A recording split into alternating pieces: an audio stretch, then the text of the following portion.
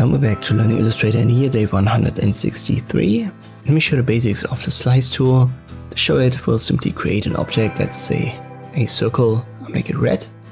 And to use it, we can click right here or use the short key Shift K. And it sounds like this tool can be used to slice objects. And it kinda does, but not really on the canvas itself. So when we use it here, for example, for a quarter circle, we don't get a quarter circle. Everything else still is intact and we get these reddish helper lines.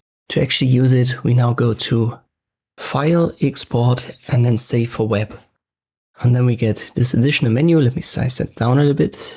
Now you can see it, so it's a new window that pops up. We're gonna set it to JPEG as a format right here at the top. And you can also change the name. I'll just leave it to unnamed. It's fine. And for now, we simply confirm via save. And this should open your Explorer so you can pick a folder to put it to. Let me just put it into my download folder and I call it TUT1.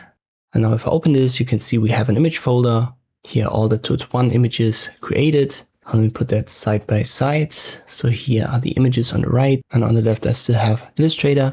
And here's the first image. So that's the white area on top. Second one is this area on the left. Third one is actually our quarter circle. Fourth one is the white area on the right. And the fifth one is everything below the quarter circle. So this is what the slice tool does. It takes what's already there and then creates these segments. And that's usually used for web design. So when you have a web template, let me show you quickly how that could look. I press Ctrl Z here and I import a web design template. Nothing fancy, just a quick example.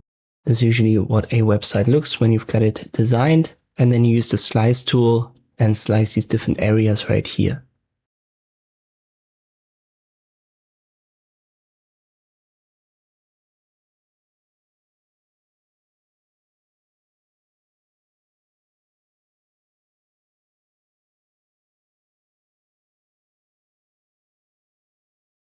Let's say also these icons. That should be enough to show you the example.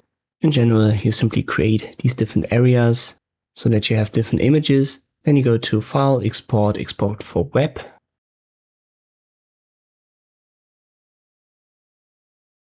In this case, we want to have a JPEG yet again.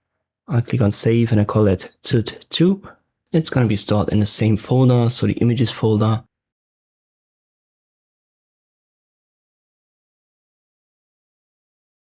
So let me scroll a little bit until I found the TUT1 images and I delete them.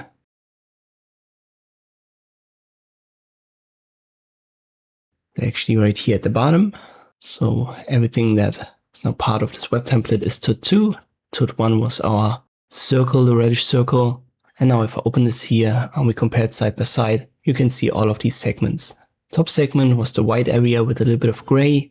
And then image 3 was the first area here that we've sliced.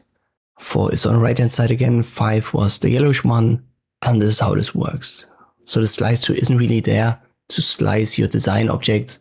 It's mostly there to cut an existing design into specific parts, into specific elements, and the principle is mostly used in web design. I hope this video was helpful, thank you for watching, and I'll see you next time.